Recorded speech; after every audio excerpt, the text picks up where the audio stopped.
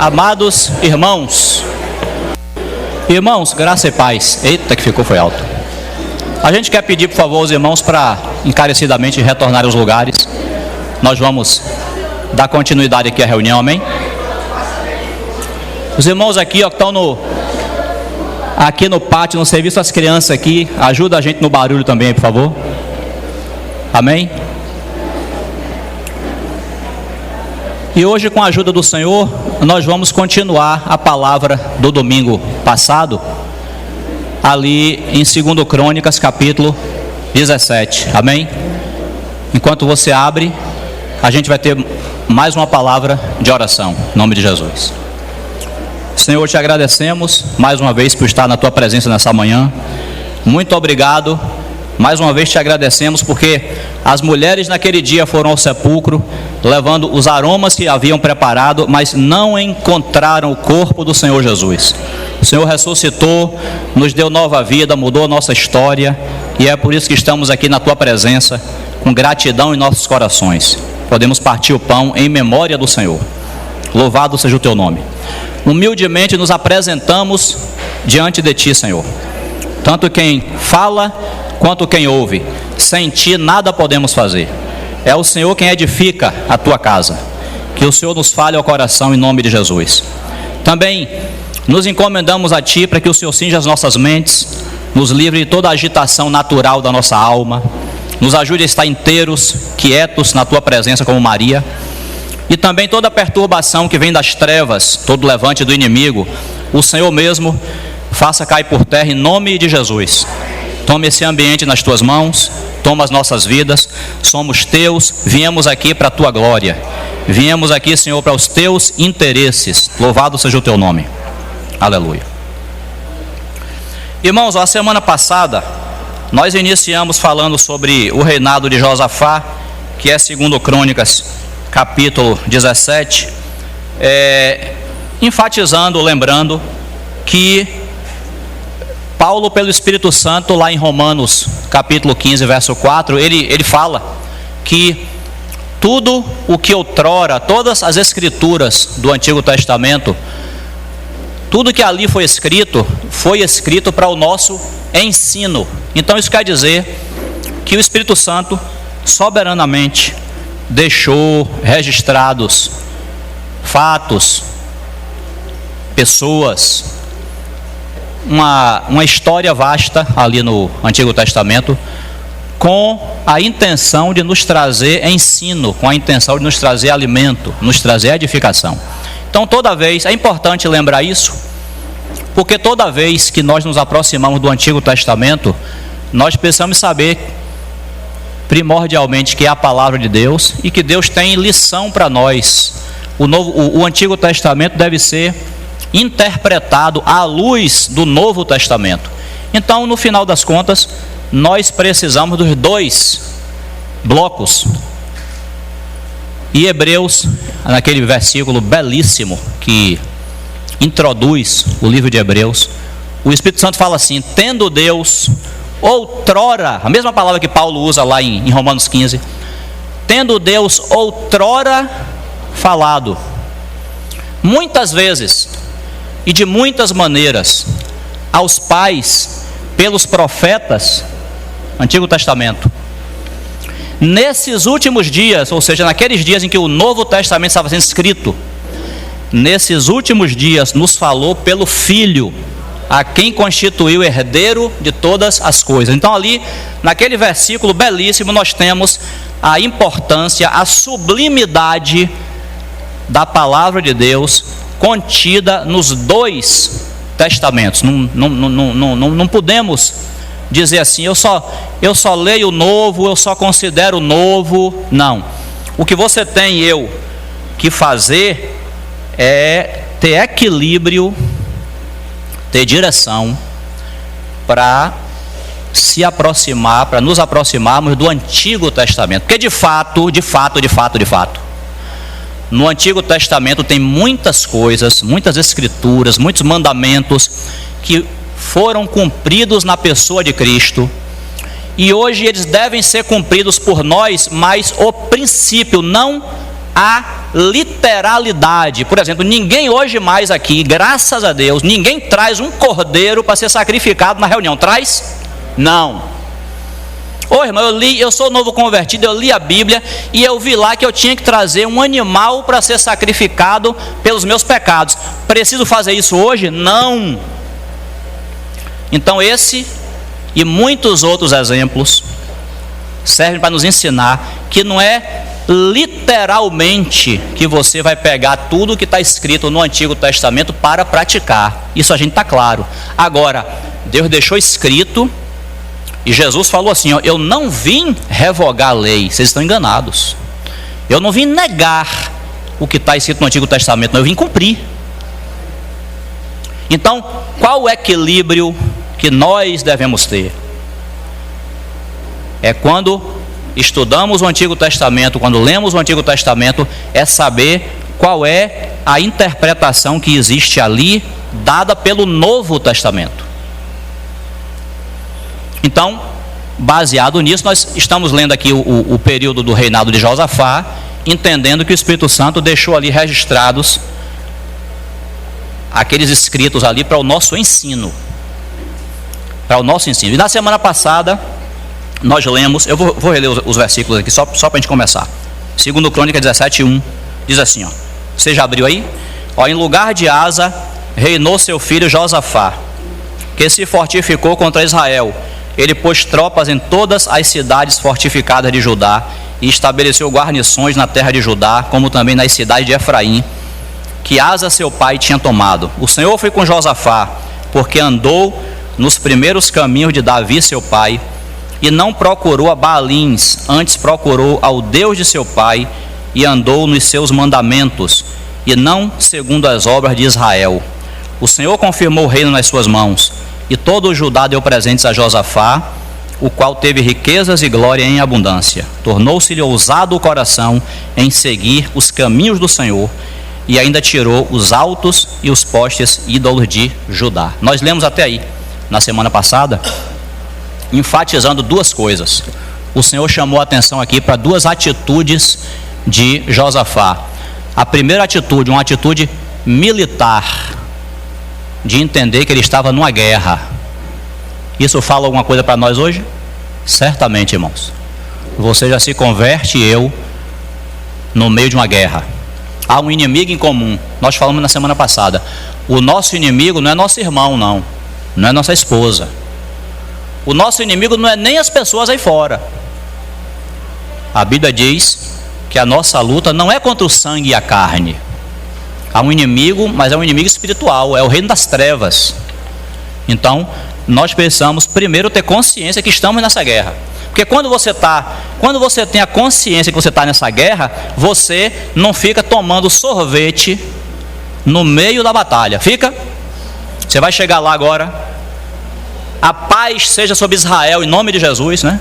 Mas você vai chegar agora no conflito lá da faixa de Gaza, vai armar uma mesa e mandar trazer um sorvete para você tomar ali no meio da bombardeio para lá, avião para cá, drone para lá. Você vai ou não vai? É guerra, é momento de se esconder. Então a Bíblia primeiro dá essa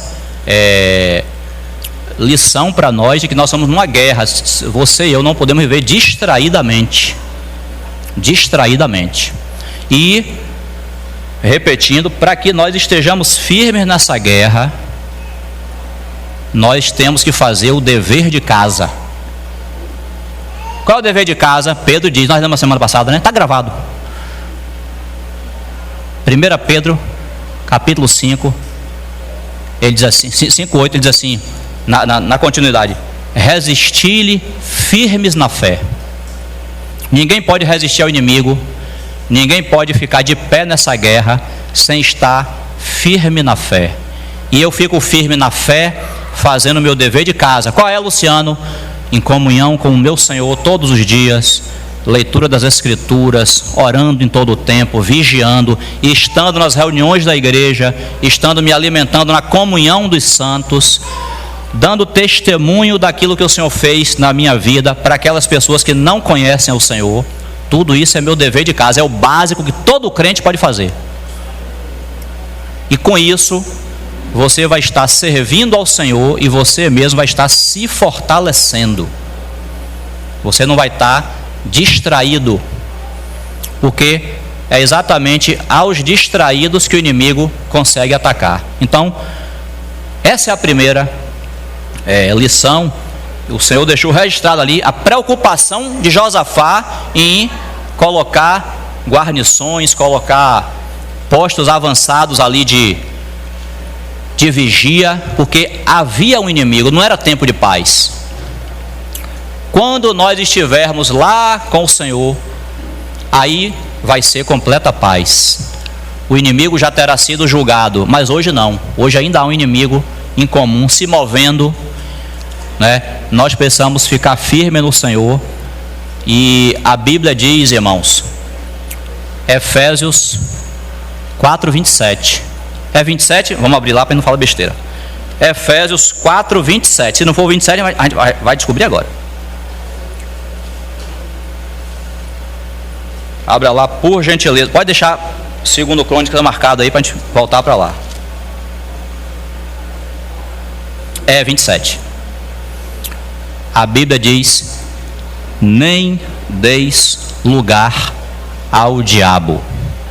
Está vendo? Isso é para mim e para você. Não dá lugar ao inimigo. Muitas vezes nós somos atacados porque nós damos lugar ao inimigo com as nossas palavras, com nossas atitudes. A gente dá lugar ao inimigo. Antes de Pedro abrir a boca, ele não foi atacado. Mas quando ele abriu a boca, que ele achou melhor do que todos os outros discípulos, ele falou assim: ainda que me seja necessário ir contigo até a morte, eu irei. Mesmo que todos esses aqui não vão, mas eu vou. O inimigo recebeu permissão para tentar Pedro, porque ele foi orgulhoso, porque ele se arvorou na sua própria força. Então Pedro se tornou réu com a sua boca, com as suas palavras. Muita gente fala o que não deve e dá lugar ao diabo. É guerra. Guerra, você não pode dar lugar, dar quartel ao inimigo. E nós falamos, irmãos, que o Senhor nos deu o corpo de Cristo. Nós temos a nossa comunhão ininterrupta com o Senhor, glória a Deus. E o Senhor também nos deu o corpo de Cristo. Então, nós também somos encorajados a fazer as coisas em comunhão, a estar debaixo dessa cobertura do Senhor. Quando nós agimos independentemente, nós somos atacados. Eu confesso aos irmãos, esse ensinamento nós recebemos desde o início, e no dia a dia eu já passei por experiências assim simples, mas que me falaram. Os irmãos aqui de Salvador recordam que o metrô, quando o metrô foi construído, mas antes de ser inaugurado, ele era oferecido para dar viagens gratuitas, só para a população conhecer, né? E eu lembro que um dia eu estava no centro da cidade, fui comprar lá umas coisas de informática, e eu lembrei disso. Eu falei assim: olha, o metrô, ele está disponível para viagem gratuita, só para você conhecer o metrô. Será que eu vou lá? Vou lá numa viagem dessa. Irmão, me pesou o coração, sabia? Quando eu pensei, eu disse assim: ninguém sabe que eu estou indo passear de metrô. Eu não falei com ninguém. Aquilo me pesou. Eu digo: eu estou fora da sombra. Sabe a sombra do Altíssimo? Salmo 91. A sombra do Onipotente descansará. Eu digo: se eu for dar essa viagem de metrô e ninguém sabe, e eu não falei com ninguém, eu posso estar saindo de debaixo dessa sombra, e eu posso não ser guardado pelo Senhor. E eu me restringi, eu não fui dar passeio de metrô, coisa nenhuma, comprei o que eu tinha que comprar e voltei para casa. Me temeu o coração, eu confesso aos irmãos, não está escrito isso em lugar nenhum, mas foi uma experiência que eu tive com o Senhor, por causa desse ensinamento que a gente recebeu. De repente, Deus livre, olha, acontece um negócio lá. Luciano foi achado lá na estação Pirajá. Foi fazer o que lá? Eu soube que ele foi lá comprar lá no como é o nome, Dada? Os barris ali? Salete, o outro Salete. Ué, foi achado lá na estação Pirajá, foi fazer o quê? Tá vendo, irmãos? nós somos guardados na comunhão. Nós somos guardados debaixo dessa cobertura. E nós somos guardados de agir independentemente. Vou fazer e acabou. Sou maior, vacinado, vou fazer. Então, é guerra. Na guerra, nós precisamos estar atentos, vigilantes. E a outra coisa que o Espírito Santo chamou, estou repetindo, porque eu vou ler um outro versículo. A outra coisa que o Espírito Santo chamou a atenção. Irmão, vamos lá, né? Só fechando esse exemplo aqui. Irmãos, na casa de Deus, antes de entrar nesse outro assunto, na casa de Deus, eu e você somos chamados para servir, né? Todos nós somos membros do corpo de Cristo. Então nós temos serviço, nós temos função, isso é básico. Mas quando nós falamos desse assunto aqui, nós estamos dizendo que até o meu serviço ao Senhor tem que ser em comunhão, tem que ser debaixo da cobertura. Não é porque Deus me deu um dom, me deu uma graça que eu vou fazer e pronto. Não. Tem que, a igreja tem governo, não tem? Então por que eu vou fazer as coisas e o governo da igreja não sabe? Pode, eu não sou doido de dizer que é, eu não sou doido de afirmar, porque só quem conhece seu coração e o meu é Deus. Mas pode ser uma atitude independente nossa. Não vou procurar ninguém não. Deus me deu o dom, Deus me deu a graça, vou fazer.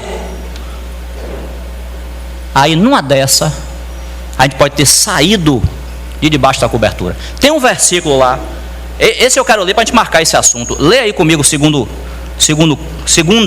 Coríntios, capítulo 2. Veja aí comigo, verso 12. Versículo enigmático. 2 Coríntios 2,12. O que é que diz aí? Quem está falando é Paulo. Você está vendo aí, né? 2 aos Coríntios 2,12. 12, 13. Diz assim, ó. Você pegou aí? Diz assim, ó. Ora, quando cheguei a Troade para pregar o evangelho de Cristo, e uma porta se me abriu no Senhor, não tive, contudo, tranquilidade no meu espírito, porque não encontrei o meu irmão Tito. Por isso, despedindo-me deles, parti para a Macedônia.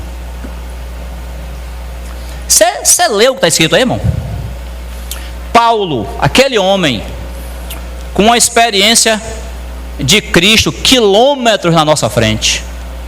Ele chegou em Troade, chegou na cidade. Paulo tem ali umas pessoas aí que a gente vai pregar o evangelho. Tem ali um lugar já alugado, que a gente vai fazer uma reunião, vai pregar o evangelho aqui. Uma porta foi aberta. Paulo olhou e falou assim: mas cadê Tito? Mas cadê Tito? Quando ele não encontra Tito, diz que no espírito, Paulo era um homem espiritual, irmãos.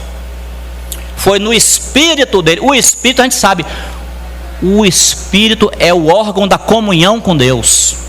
Quando a Bíblia diz que Paulo não teve tranquilidade no espírito, não foi na mente dele. Esse lugar está muito ruim, é muito pedregulho aqui, é difícil de chegar, está sujo, eu não tô bem de saúde, não, foi no espírito. Na comunhão com Deus, Deus inquietou Paulo. Alguma coisa estava errada. E ele está dizendo aí: eu não encontrei meu irmão Tito. E ao invés de fazer a obra, ele preferiu ir embora. Eu e você, na nossa pequenez, muitas vezes espiritual, a gente fala assim: meu Deus, como é que Paulo perde uma oportunidade dessa? Mas Paulo sabia o que ele estava fazendo.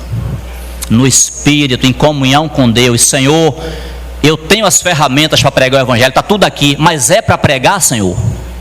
Essa é a pergunta. Não é, eu tenho condição, eu tenho dom, está tudo bonitinho aqui. Não, Senhor, é para fazer? Essa é a pergunta, que muitas vezes a gente não faz. E aí, começa a servir, começa a fazer, o negócio dá errado, somos atacados, Deus é o culpado. Ou então os irmãos que não me apoiaram são os culpados. O culpado foi Tito, que não chegou a tempo. Não, irmãos, tem cobertura espiritual na igreja. Alguma coisa Paulo percebeu ali que não era para fazer. Não chegou Tito, não. Ô irmão, vocês aí, por favor, preguem o evangelho. Vocês têm graça, eu estou indo para Macedônia. É percepção espiritual. Porque de repente, aqui não está escrito isso. A gente pode colocar nossa mente na palavra de Deus. Aqui não está escrito, mas de repente, se Paulo se arvora em fazer uma obra dessa, mesmo tendo intranquilidade no espírito, poderia dar tudo errado. E se desse certo, ainda poderia ser uma coisa que deu certo na misericórdia de Deus, mas ele próprio não aprovou, ele não mandou. Às vezes, o negócio dá certo é porque Deus teve misericórdia e deu.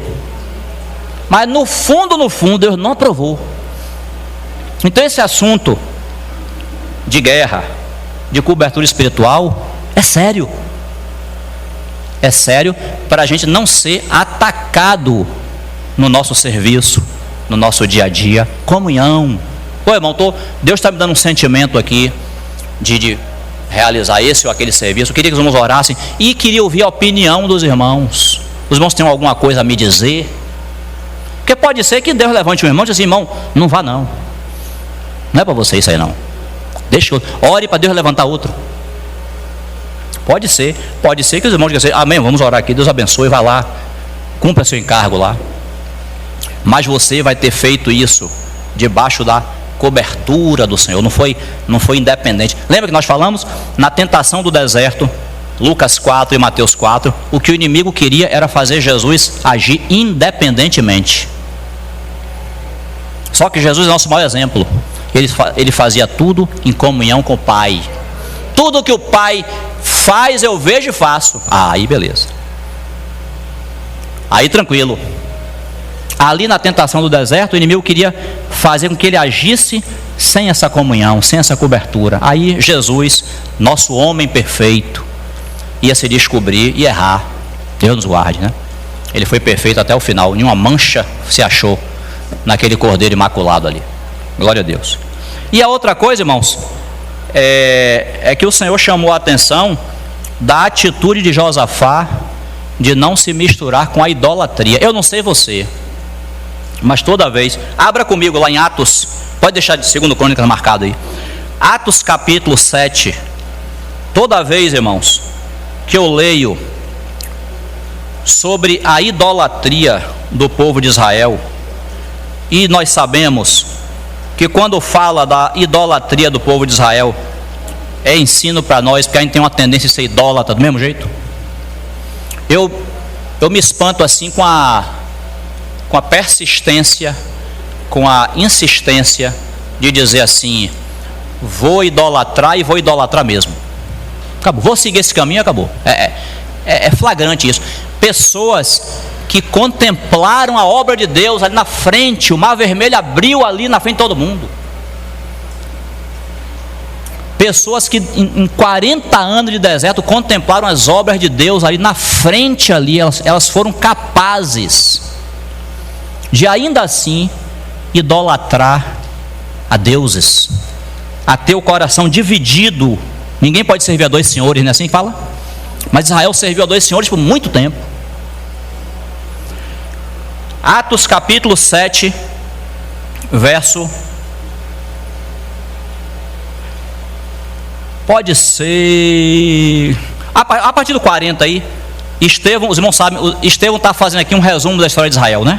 Então 7,40 diz assim, ó, dizendo a Arão, ele vai falar sobre o episódio do bezerro de ouro, né?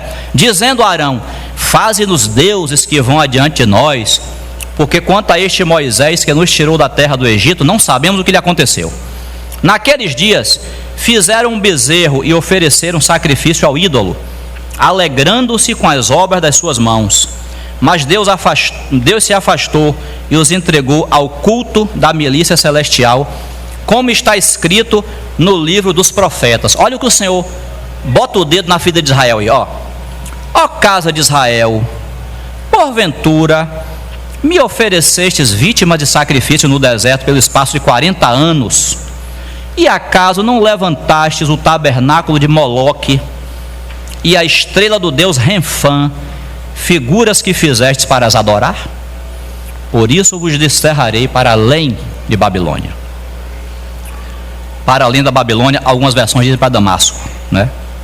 Irmãos, o Senhor está aqui dizendo que em todo aquele período, e não foi só no deserto não, a gente vai ler um outro texto lá em Jeremias, todo aquele período em que Israel esteve sendo guardado, esteve sendo conduzido, esteve sendo apacentado pelo Senhor, ele ainda assim dividiu o coração com outros deuses.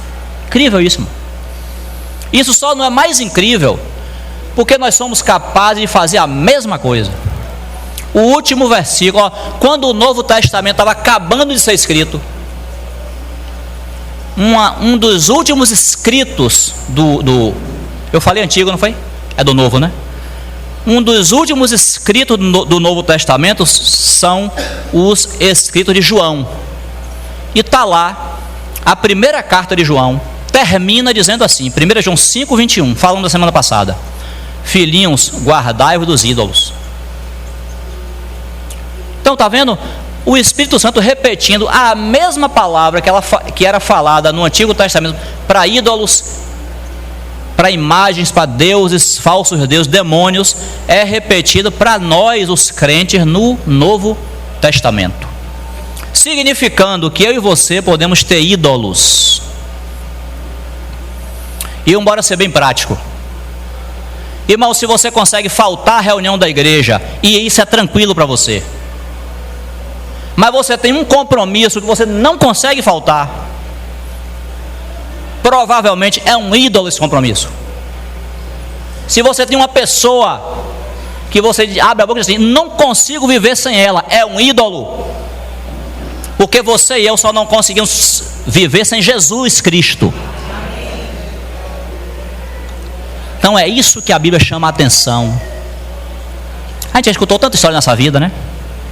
E o irmão Mac falava que ele praticava um esporte, acho que era beisebol, e ele guardava a luva do beisebol dele.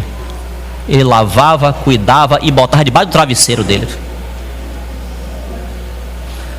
De tanto carinho que ele tinha com aquela luva, eu acho que era uma luva de beisebol. Um dia Deus falou, isso é um ídolo. É ídolo. Nós tivemos comunhão com a irmã. Ela falou a gente que ela não via problema em faltar às reuniões quando ela estava cansada. Aí, irmão, sabe o que acontece? Não é você e eu que temos que ver problema, não. É o Senhor que tem que ver problema. Nossos sentimentos são embotados. Às vezes a gente se sente bem e Deus não está se sentindo bem. E outra, a gente se reúne para os interesses do Senhor. Eu não venho aqui porque eu estou bem, ainda bem, a gente chega aqui, está bem, maravilhoso, joia, mas se eu estiver ruim também, eu tenho que estar aqui, irmão. Sabe por quê? E tenho que estar durante a semana também. Sabe por quê? Porque a gente se reúne não é para meus interesses, não, para os interesses dele. Naquele livro Por que nos reunimos assim, irmão Stephen Kohn, não é assim? Ele diz, você pensa, você vê o título do livro, Por que nos reunimos assim? Você pensa que ele vai dar um tratado a você técnico, um bocado de versículo para mostrar por que a gente reúne assim, por que não tem nome, por que não tem placa, por que ao invés de ser pastores, os líderes são presbíteros. Você pensa que ele vai falar sobre isso? Quando você abre o livro e fala assim, ó, a gente se reúne assim para satisfazer os interesses de Deus. Porque se essa não for a nossa principal motivação, os aspectos técnicos caem por terra. Não, eu venho aqui porque Jesus está me esperando 9 horas da manhã para gente partir o pão junto.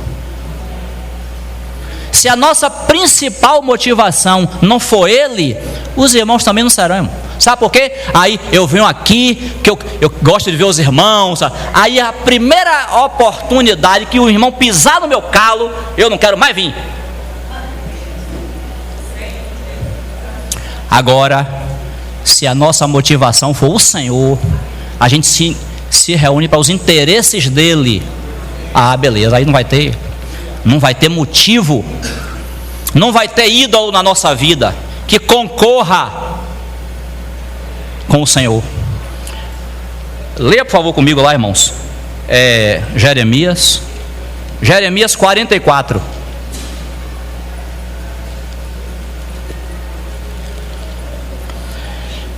Jeremias 44, versículo 15. Só para contextualizar os irmãos, Jeremias aqui está falando com os judeus que se mudaram para o Egito, estavam fugindo de serem pegos por Nabucodonosor, fugiram para o Egito. Aí, olha o que é que diz o versículo 15. Você abriu aí? Jeremias 44, verso 15. Depois que Jeremias entrega a mensagem, depois que aqueles homens ouvem o que Jeremias tem a dizer, ele fala assim, ó. Eles falam assim: então responderam a Jeremias todos os homens que sabiam que suas mulheres queimavam incenso a outros deuses, e todas as mulheres que se achavam ali em pé, grande multidão, como também todo o povo que habitava na terra do Egito, em Patros, dizendo: olhe o que eles vão dizer. Quanto à palavra que nos anunciaste em nome do Senhor, não te obedeceremos a ti. Já começou aí, já começou assim. Antes, certamente toda a palavra que saiu da nossa boca, isto é, queimaremos incenso à rainha dos céus e lhe ofereceremos libações, como nós, nossos pais, nossos reis e nossos príncipes temos feito na cidade de Judá e nas ruas de Jerusalém. Tínhamos fartura de pão, prosperávamos e não víamos mal algum. Mas desde que cessamos de queimar incenso à rainha dos céus e de lhe oferecer libações, tivemos falta de tudo e fomos consumidos pela espada e pela fome. Quando queimávamos incenso à rainha dos céus e lhe oferecíamos libações, acaso lhe fizemos bolos que a retratavam e lhe oferecemos libações sem nossos maridos? Então disse Jeremias a todo o povo, aos homens e às mulheres, a todo o povo, que ele tinha dado esta resposta, dizendo: quanto ao incenso que queimastes nas cidades de Judá e nas ruas de Jerusalém, vós e vossos pais, os vossos reis e os vossos príncipes e o povo da terra, acaso não se lembrou disso o Senhor, nem lhe andou isso pela mente? O Senhor já não podia por mais tempo sofrer a maldade das vossas obras e as abominações que cometestes, pelo que a vossa terra se tornou deserta, um objeto de espanto e de desprezo, e desabitada como hoje se vê, pois queimastes incenso e pecastes contra o Senhor, não obedecestes à voz do Senhor, e na sua lei e nos seus testemunhos não andastes, por isso vos sobreveio este mal, como hoje se vê. Então você tem aí um texto cheio de arrogância, cheio de petulância, as pessoas dizendo assim, ó, a gente idolatrou e vai continuar idolatrando. A gente fez e vai continuar fazendo. E no meio da idolatria tem o engano do diabo. É por isso que a gente fala, não confie nos seus sentimentos. Sabe por quê? Porque se... Me perdoe os irmãos, eu gosto sempre de pegar esse exemplo, né? Acaba sendo meio batido. Mas, por exemplo, eu faltei à reunião da igreja e não me senti mal. Não me senti mal. Esse é meu sentimento. Mas ainda que eu não tenha me sentido mal, tem uma palavra escrita, Hebreus 10, 25. Não deixemos de congregar-nos, não deixemos de reunir-nos, como é costume de alguns. Então, mesmo que meu sentimento não me acuse, a palavra me acusa. Então, muitas vezes, nós ficamos nesse assunto e em outros, nós ficamos como essas pessoas aqui de Jeremias 44. Olhe, quando nós servíamos a esse ídolo, a gente ia bem, não faltava nada, tinha alimento, tinha isso, tinha aquilo. Quando a gente parou de servir a esse ídolo, aí veio um bocado de coisa ruim sobre nós. Ó, engano maligno, irmão. Engano maligno, para dizer assim, ó, prospere no erro, continue no erro, que você vai se dar bem. Idolatria faz isso. Aliás, nós aprendemos há um bocado de tempo que a palavra ídolo vem de ídolo do grego é eidolon. Eidolon vem de eidon. Sabe o que é eidon? Ver. O verbo ver. Um ídolo é qualquer coisa, não precisa ser só uma imagem, não. Um ídolo é qualquer coisa que você coloca entre você e o Senhor. Para você ver o Senhor, você tem que passar por Ele. Está aqui na frente, ó. Você vê Ele primeiro do que a Deus, é um ídolo. Você satisfaz a Ele primeiro do que a Deus, é um ídolo. Você dá atenção primeiro a Ele e depois a Deus, é um ídolo. Aí o Espírito Santo, que é competente, que Ele aplique isso nas nossas vidas. Tem um bocado de exemplo que o Senhor pode dar, mas é Ele que vai dar o exemplo. É que cada um de nós se veja na luz do Senhor, para que Ele mostre: Senhor, o que é que tem sido meu ídolo? Em 2016, nosso irmão Romeu esteve aqui, está gravado lá no YouTube, no canal da igreja. Nosso irmão esteve aqui falando sobre o supremo propósito de Deus. Está gravado, boa palavra aquela. 2016, ó, a tecnologia a serviço do reino, está lá, está gravado. Eu vi essa semana. Quando falava sobre esse assunto, nosso irmão mencionou, Efésios diz, Efésios 1, que o propósito de Deus é que tudo gire em torno de quem? De Cristo, de seu Filho, não é assim? Está lá? De fazer convergir nele, ó, todas as coisas, né? Ou seja, um dia esse universo vai parar e o Filho vai estar lá no centro e toda a glória vai ser dirigida a Ele, o Filho eterno de Deus. Mas aí nosso irmão, com a graça que o Senhor deu a ele, nosso irmão falou que qual é o engano que muitas vezes o crente vive? É ter na sua vida, ao invés de ser Cristo o centro, ele tem falsos centros. Lembra dessa palavra? 2016. O que é que pode ser na minha vida e na sua? Falsos centros. Ele deu alguns exemplos. Minha pessoa. Eu posso ser meu centro, irmão. Eu posso viver em torno do meu umbigo. Se chove é por causa de mim. Se faz sol é por causa de mim. Tudo, o universo, os planetas orbitam em torno de mim. E aí eu me preocupo muito comigo mesmo. Falso centro, minha pessoa. Outro, minhas necessidades.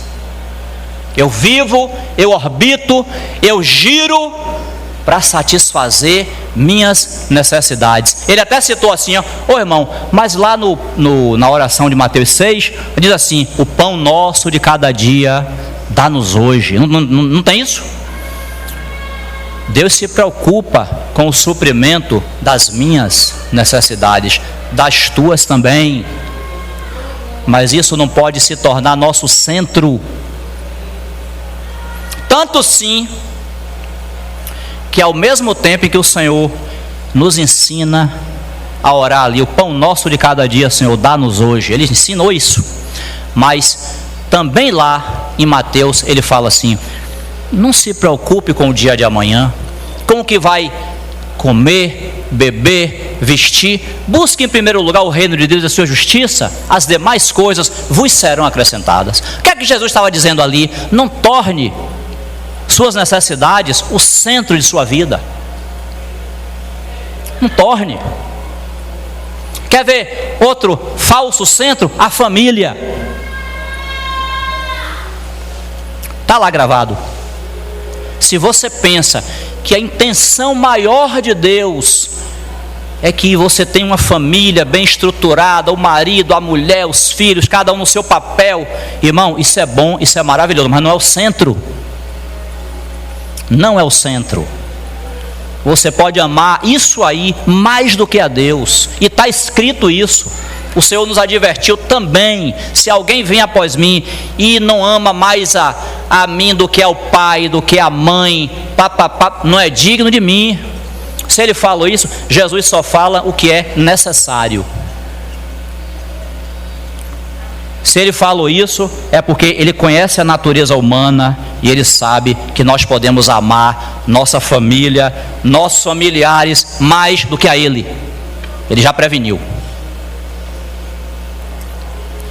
Pode tudo acabar, eu só não posso ficar sem Jesus. Só. Quer ver outro falso centro? A obra. Deus me deu uma graça, Deus me deu encargo, é meu serviço no corpo, eu faço com a graça dele. Mas se não tiver cuidado, isso começa a tomar uma proporção. Eu não vivo sem essa obra. Não vive o quê? Não vive o quê, irmão? Eu não vivo sem servir. Quando tirou, lembra? Quando Arão morreu antes de Moisés. A Bíblia diz assim, ó: tirou a veste de Arão, a veste sacerdotal. Quando tirou, aconteceu o quê? Ele expirou. Tirou a veste sacerdotal de Arão, acabou de tirar, ele expirou. A obra, a graça, o serviço que o Senhor te deu não é o centro do seu propósito. Naquele livro, eu até preciso voltar a ler aquele livro, Décio. Aquela história precisa voltar de novo. A Senda do Calvário, quem conhece? A Senda do Calvário. O irmão está lá, pregação evangelística, e gente se convertendo, servindo a Deus, 2.0 o serviço. Todo vapor. Vazio no coração. Meu Deus do céu, parece que nem crente eu sou. Um vazio no coração. Estou no meio da obra aqui, e com esse vazio não é possível. Aí Deus mostrou a ele: é porque, meu filho, uma coisa é a obra, a outra sou eu. Você pode fazer a obra, você pode servir com o dom que o Senhor te deu, mas você não pode esquecer o dono da obra. Eu tenho, digamos assim, né? Deus me guarde, mas eu vou me usar como exemplo. Eu tenho encargo aqui de servir aos irmãos e tal. Beleza. Estou com a palavra hoje para poder compartilhar. Amém? Glória a Deus. Aí eu falo com os irmãos assim, ó: irmão, não estarei no partir do pão não, viu? Só chegarei lá no momento da pregação. Não precisa hoje eu participar da reunião, não. Só a pregação mesmo, só o dom, só o encargo. Deus me guarde, irmão. Deus me guarde, guarde você também. Porque uma coisa é o serviço que Ele dá, a outra é a comunhão que a gente tem que manter com Ele. É por isso que nós falamos sobre dever de casa. Irmão, faça o dever de casa. Não se admita passar uma semana sem você estar nas reuniões da igreja. Não se admita isso. Grupo caseiro, reunião de oração, exercício dos dons, não se admita. Não admita passar um dia sem ler as Escrituras, sem ter seu tempo de oração com o Senhor. Não admita, é dever de casa. É isso que nos fortalece e é a comunhão com Ele que nos mantém. O serviço um dia pode ser tirado de você, o que não pode ser tirado é a comunhão com o Senhor. Então às vezes o servir, eu tenho que fazer tudo. Aí assim, o negócio começa a tomar uma proporção exagerada. Eu tenho que servir, porque se eu não servir, ninguém vai fazer isso. Aí você já começa a se achar o último biscoito do saquinho. Se eu não fizer, se eu não estiver lá, aquilo lá não acontece.